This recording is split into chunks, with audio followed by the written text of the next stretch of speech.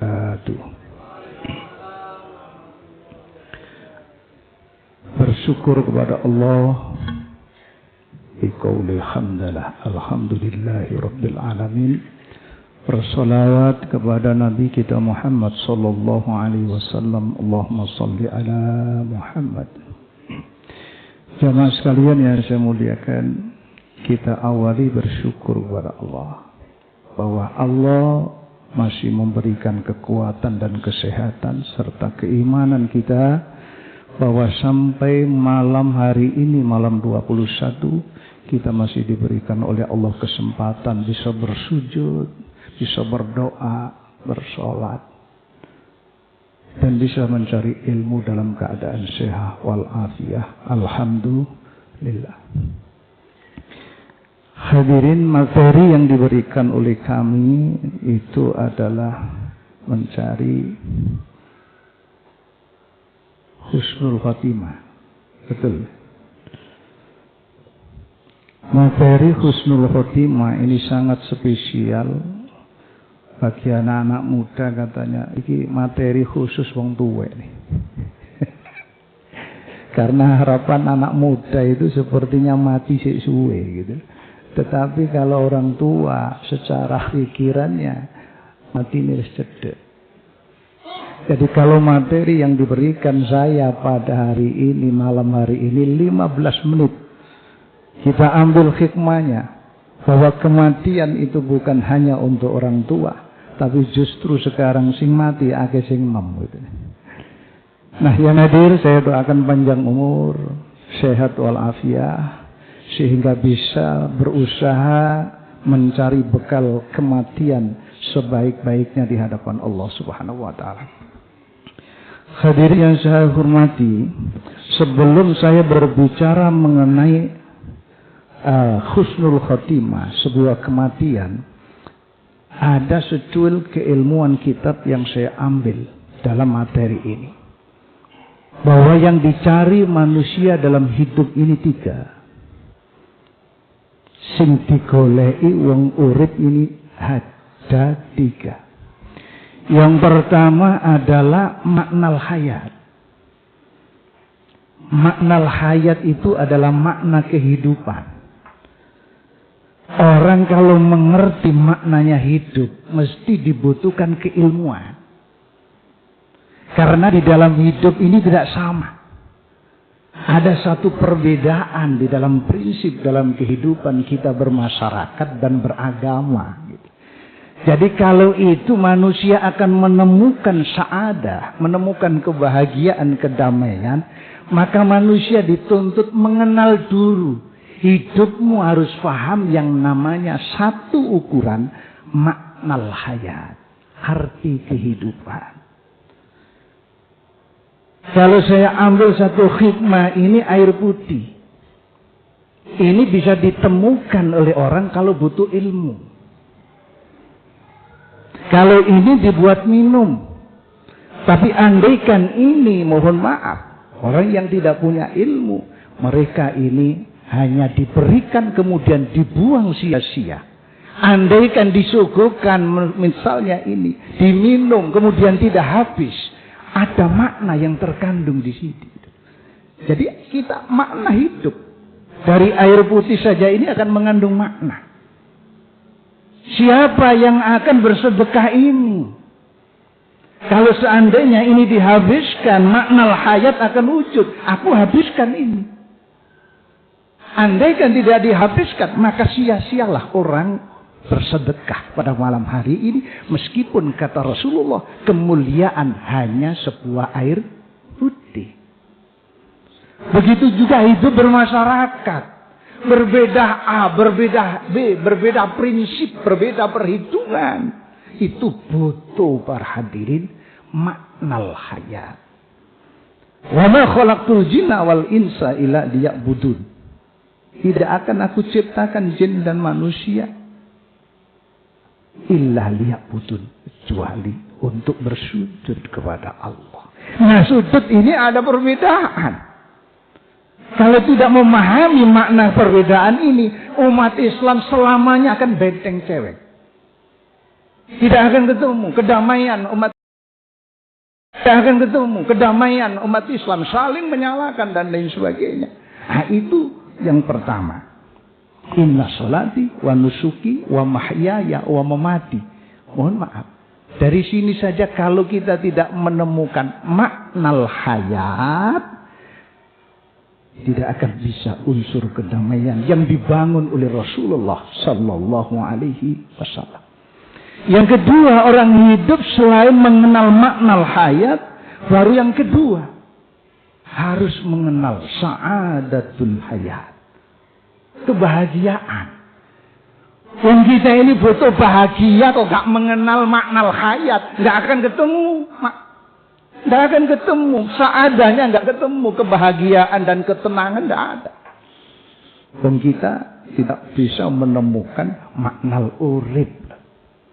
Kenapa Allah bikin orang kaya dan miskin? Kok gak sugih kabeh? Nah, itu pahami makna hayat.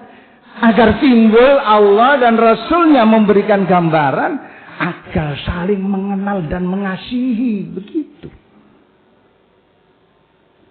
Kemudian ada alladzina yunfiquna fis-sarra'i wad-dharra. Yang dipanggil oleh Allah itu bersedekah. Kok bukan orang kaya saja? Di sini yang diperintah fis-sarra' wad-dharra adalah orang yang lapang dan sempit. Nah, kalau sempit kita miskin, tidak punya kekuatan yang kita berikan sedekah. Timbul pertanyaan, ya Rasulullah, apa yang harus saya sedekahkan? Saya ini tidak punya apa-apa. Ada rahasia bahwa orang yang tidak punya harus bersedekah diperintah oleh Allah. Kesempitan rezeki inilah, ini bisa dibongkar dengan keluasan atas sedekah kita. Nah, itu orang kalau nggak ngaji, orang miskin tidak akan mau bersedekah. Kemampuannya berapa? Hadirin, ayo ilmu ini dicerna supaya menemukan sa'adatul hayat, kebahagiaan hidup. Nah, yang terakhir, ini yang dicari oleh orang. Apa itu akhirul hayat? Makna hidup sudah saya ketahui dengan berbagai ilmu dan referensi kitab. Bahwa perintahnya Allah begini, ajaran Rasulullah begini. Baru saya menemukan sa'adah, kebahagiaan hidup. Nah, kebahagiaan hidup dipecah oleh Allah. Ada kebahagiaan sa'adatul dunia, ada kebahagiaan dunia. Yang satu ada kebahagiaan akhirat, sa'adatul akhirat. Nah, yang terakhir ini, materi ini sangat spesial. Bahwa kita ini tidak hanya butuh sa'adatul hayat, tapi butuh sa'adatul maut. Kebahagiaan mati ini loh. Ini yang harus dicari kata Nabi. Kalau kebahagiaan hidup di dunia belum tentu akan membawa sa'adatul akhirat. Belum tentu. Kebahagiaan duwe mobil, duwe omah mewah, belum tentu engkau akan menemukan sa'adatul maut, kata Rasulullah. Tapi kamu menemukan sa'adatul dunia, sa'adatul hayat. Ya wis, nikmati itu. Tapi Allah mengatakan ada satu yang harus kamu cari, sa'adatul maut. Bagaimana orang mati ini bisa menemukan kebahagiaan sampai terbawa ke akhir zaman. Di hadapan Allah disediakan surga dan lain sebagainya. Allah mereferensi di dalam satu kitab. Bagaimana wahai Rasulullah, agar urip saya yang kau berikan umur hingga saat ini. Andaikan saya mati ya Rasulullah, ya Allah, bagaimana saya menemukan husnul khotimah? Rasulullah menyampaikan satu, ittaqillaha haitsuma kunta. Dan danono awak ini sebagai orang yang bertakwa sing apik non diwai panggonan sira. Di masjid api, jangan sampai di masjid api dilepas masjid jadi wong elek. Aina ma kunta kata Allah, engkau akan husnul khatimah, diberikan cahaya Allah sampai yaumil kiamah kalau kau menjadi orang ittaqillaha haitsuma kunta. ning diwahi panggonan sira. Mohon maaf. Di masjid. Ya namanya berhubungan dengan Allah, Pak. Kadang-kadang sujudnya teman-teman gitu. Sujudnya teman-teman. Engkau wis teko masjid. Sujudnya beda maneh. Elek maneh. Nah ini manusia. Berhubungan dengan Allah secara vertikal. Dihimpun dengan baik. Dibina dengan baik. Tapi lali dalam hubungan antar manusia. Kata Allah, sujudmu bagaimana bagusnya. Aku tidak akan menerima selama engkau tidak mampu menjalin hubungan baik sesama manusia. Jadi ini adalah referensi husnul khotimah. Api Allah harus api sesama manusia. Yang kedua, menyampaikan Rasul di dalam satu Ikhya, kitab Wajtanibul Ma'asi, supaya bisa menemukan akhir hayat yang husnul khotimah, itu wajtanibul ma'asi. Jauhi kemaksiatan. Jangan menghimpun kemaksiatan, tapi jauhilah kemaksiatan. Siapa yang menjauhi kemaksiatan di dalam hidup akan dijaga oleh Allah Subhanahu wa taala. Engkau suci, engkau wajar aku berikan kehormatan yang tinggi sebab engkau tidak berkecimpung dalam dunia kemaksiatan. Insyaallah hadirin, ini sing nom-nom iki kalau sing nang masjid karena timnas kalah 5-1. Hari ini tadi digondol oleh Australia 5-1 nggih. Jadi sembayangi lali, terawih lali karena timnas kalah 5-1. Hadirin. Kemudian taubatan nasuha. Taubat ini jangan menunggu kita berada dalam usia yang tua. Kata Allah dan kata Rasulullah sallallahu alaihi wasallam, tobat wong api dalam usia yang tua itu baik, hebat. Tapi kata Rasulullah, orang muda yang sudah taat justru dikatakan lebih hebat dan lebih terhormat dari sisi Allah Subhanahu wa taala. Jadi api ngenteni tuwek itu api ya, nanjene api yang ngenteni. Kalau wis tuwek gak api ya eman. Nah, orang tua kok sudah masuk masjid dengan baik bagus, tapi alangkah bagusnya kata Allah kalau ono arek enom mudah tapi sudah memasuki dunia rohani yang tinggi di hadapan Allah Subhanahu wa taala. Husnul khotimah yang keempat, wa khuluqin nasa bi khuluqin hasanin. Sing apik nang wong. Ojo sampai niki pinter apik nanggone Allah tapi nanggone manusa elek. La yadlimu, ojo seneng larani wong. Orang gak suka melarani wong apa melarang, menyakiti orang, tidak ada unsur dalam hidup akhirnya husnul khotimah. Tidak ada. Maka Allah dan Rasulnya sing apik nang wong la yadlimu, ojo nglarani wong. Wala yakhduruhu, lan ojo ngerendahno wong.